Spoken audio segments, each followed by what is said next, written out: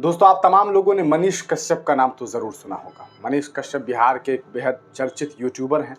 पिछले दिनों वो जेल में थे। आप तमाम लोग जानते हैं कि उन्होंने एक फ़र्ज़ी खबर चलाई थी, जिसकी वजह से तमिलनाडु में इन्होंने ऐसी खबर चलाई कि तमिलनाडु में बिहारी मज़दूरों को मारा जा रहा है, पीटा जा रहा है और इस तरह की खबरें।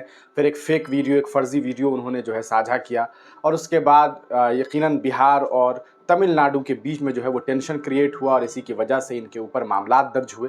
पूर्व में भी इनका इतिहास इसी तरह का रहा है। कई बार इन्होंने लाइव जो है देखा गया कि लोगों के साथ गाली-गलौज किया, लोगों के साथ जो है बदतमीज़ी की। पत्रकारिता के नाम पर गाली देना तो किसी भी तरीके से कबूल करने के लायक नहीं। लेकिन इन्होंने ऐसा किया, इसके बावजूद लोगों ने इन्हें पसंद किया।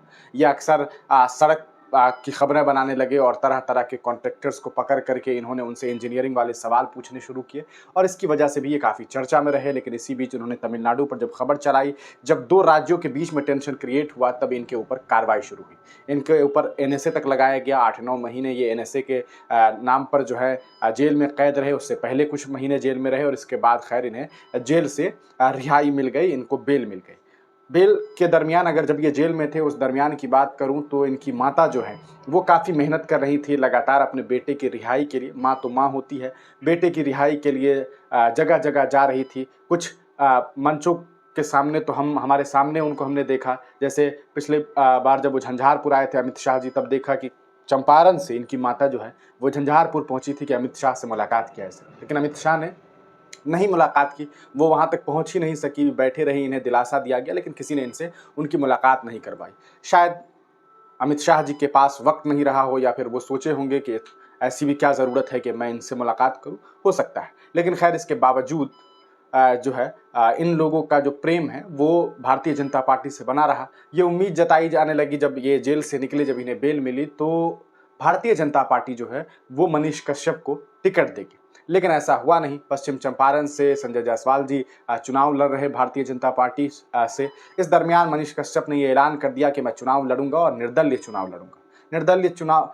निर्दलीय जो चुनाव लड़ने की इन्होंने घोषणा की, उसके बाद ये लोगों के बीच जाने लगे। कुछ तस्वीर पिछली बार देखने को मिला, जब देखने को मिला कि किस तरह से ये लोगों जो महिलाएं हैं इनके ऊपर दूध डाल रही है, तब ये कहते हैं, ये दावा करते हैं कि मैं इस दूध की कीमत को जो है चुकाऊंगा। लेकिन शायद ये भूल गए और आज इन्होंने जो है भारतीय जनता पार्टी में अपनी ज्वाइनिंग करवा ली है, यानी कि अब से ये बीजेपी के नेता बन गए हैं। अब सवाल ये उठता है कि जो व्यक्ति लगातार पिछले कुछ दिनों से बीजेपी के भी खिलाफ था, बीजेपी के कैंडिडेट के खिलाफ उतर गया था, अचानक से वो बीजेपी में कैसे शामिल हो गया और क्या वजह है कि बीजेपी में ये शामिल हुए तब जब ये खुद चुनाव लड़ने वाले थे, यानी कि कोई ना कोई डील हुई होगी, किसी न किसी तरह की डील हुई थी। सोशल मीडिया पे तरह तरह की बातें हो रही हैं। कुछ लोग ये दावा कर रहे हैं कि इन्हें जो है 2 करोड़ रुपया में जो है टिकट मिल रहा है। तरह तरह की बातें की जा रही है। टिकट से मुराद ये नहीं है कि अभी जो लोकसभा का टिकट है। कुछ लोग कह रहे हैं कि एमएलसी का टिकट, एमएलसी बना करके इन्हें जो है भारतीय जनता पार्टी जो है वो सदन में भेजने का काम करेगी। ये तरह तरह की बातें हो रही है। अब सवाल ये उठता है कि मनीष कश्यप जो पिछले कुछ महीनों से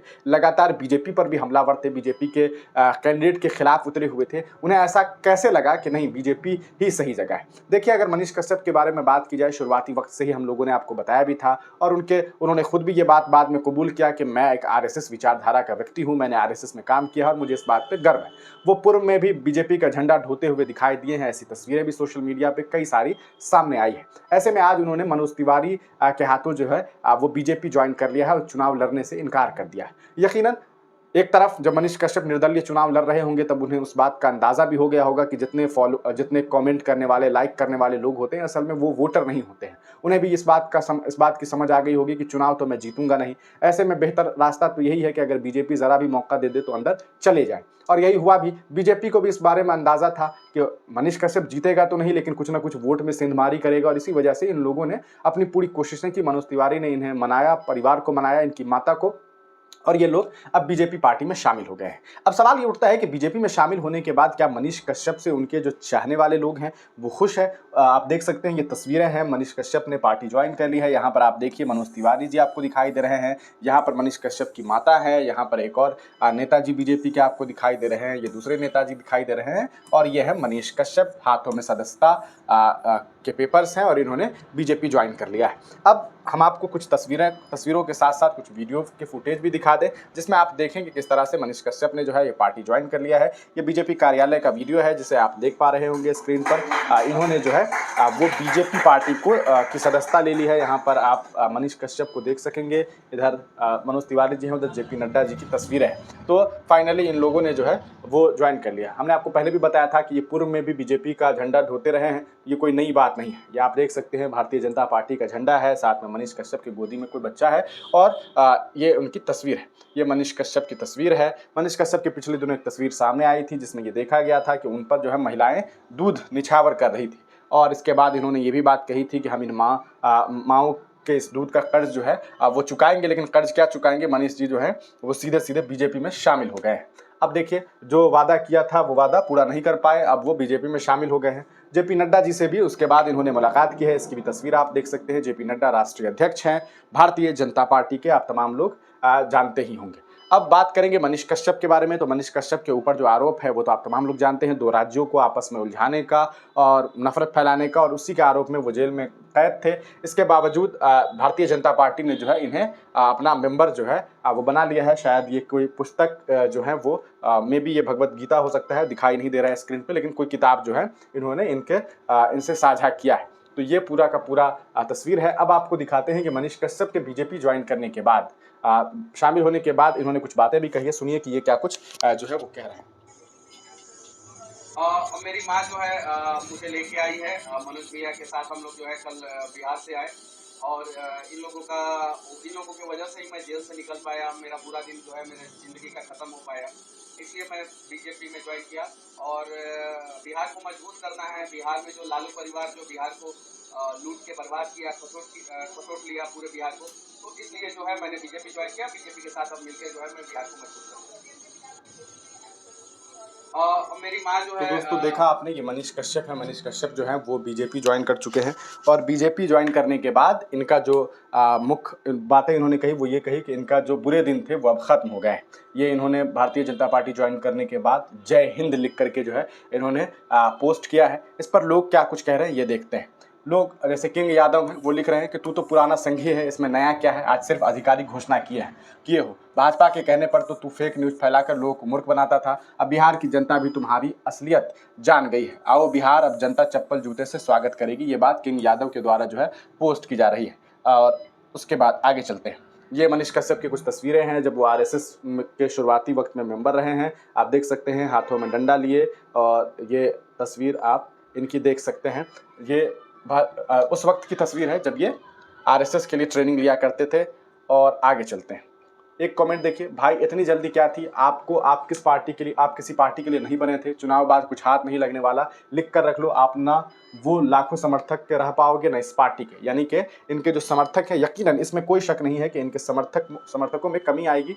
दुनिया की सबसे बड़ी पार्टी बीजेपी में शामिल हो गए हैं। ये उनकी माता के साथ बीजेपी कार्यालय के अंदर की वीडियो है। उसके बाद यूट्यूबर मनीष कश्यप ने दिल्ली में भाजपा की सदस्यता ग्रहण कर ली है। इनका भाजपा में शामिल होना इनके राजनीतिक भविष्य को किस ओर ले जाएगा वो देखने का विषय रहेगा, परंतु मेरा मानना है कि इनके इस कदम से लोकप्रियता में कमी आएगी और इनके शुभचिंतकों में भी काफ़ी नाराजगी रहेगी। ये केशव कुमार ने लिखा है। आगे और चलते हैं। ये बीजेपी में शामिल होने के बाद, हाँ मैंने कहा था ना भगवत गीता इन्होंने शायद दिया है, भगवत गीता ही इन्होंने जो है वो पेश किया है। ये आप देख सकते हैं मनीष कश्यप हैं भारतीय जनता पार्टी में शामिल होने के बाद। पहले अंडरग्राउंड बीजेपी के लिए काम कर रहे थे मनीष भाई, अब सीधा काम करेंगे। जितेंद्र मोंगा ने लिखा है सन ऑफ बिहार बन गया son of BJP. Anshu Tiwari लिख रहे हैं बधाई हो भाई। उसके बाद तरह तरह के लोग तरह तरह की बातें कर रहे हैं। सुनहरे भविष्य का दुखद अंत, ये काजल सिंह लिख रहे हैं अब आपका फैसला सही है, अब आप यहाँ से अच्छी तरह से बिहार को प्रगति पर ले जाइएगा और हम सारा बिहारवासी आपका समर्थन करेंगे, जय हिंद। ये बात मंडल जी है वो लिख रहे हैं।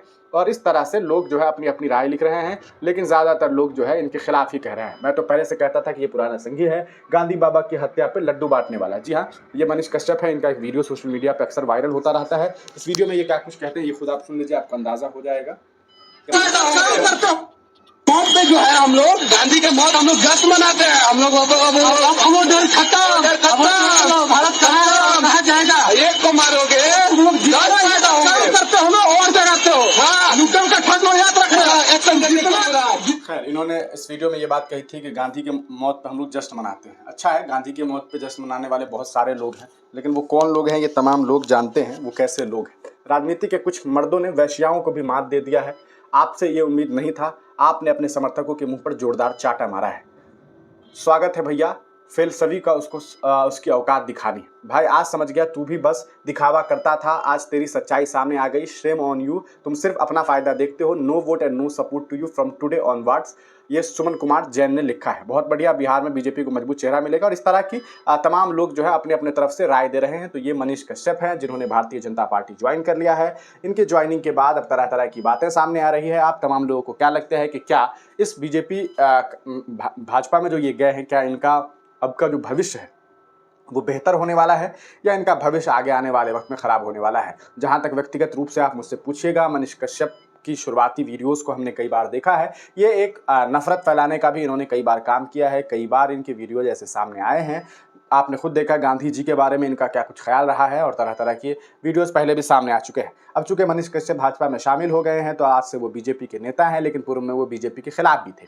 अब सबसे बड़ा सवाल है कि क्या इनका भविष्य बेहतर होगा? देखिए, भारतीय जनता पार्टी कोई छोटी मोटी पार्टी नहीं है और बीजेपी के नेताओं की सोच अलग लेवल की है। हो सकता है आज मनीष कश्यप इस वादे के साथ वहां गए हैं कि उन्हें एमएलसी बना दिया जाएगा, लेकिन कोई बड़ी बात नहीं होगी कि कल को भारतीय जनता पार्टी इनका इस्तेमाल करके फेंक देगी। उसी तरह जिस तरह से 3 रुपए का पेन हुआ करता था 2 रुपए का, जिसको यूज कीजिए और यूज करने के बाद आप उसे फेंक दीजिए। तो इस तरह से भी इनके साथ ऐसा हो सकता है। खैर, मनीष कश्यप भारतीय जनता पार्टी में है, उनके बेहतर भविष्य को देखना है कि किस तरह से उनका भविष्य जो है वो बेहतर होता है, क्या कुछ वो काम करते हैं। हालांकि जो कदम उन्होंने उठाया है, इससे ये बात साफ हो गई है कि ये एक व्यक्तिगत अपनी सोच के लिए और अपने फायदे के लिए इन्होंने भारतीय जनता पार्टी ज्वाइन किया है। वरना जो शख्स बीजेपी के उम्मीदवार के खिलाफ निर्दलीय उतर गया हो, वो अचानक से बीजेपी में शामिल हो जाए, तो इसका साफ मतलब होता है कि इस आदमी से ज्यादा जो है अपने विचारों को लेकर के गिरा हुआ व्यक्ति नहीं हो सकता है, जो कल को कुछ विचार रखता हो, आज कुछ विचार रखता हो। तो ये है मनीष कश्यप और इनकी आज की कहानी। अब देखना यह है कि आगे आने वाले वक्त में क्या कुछ होता है। आप तमाम लोग मनीष कश्यप के इस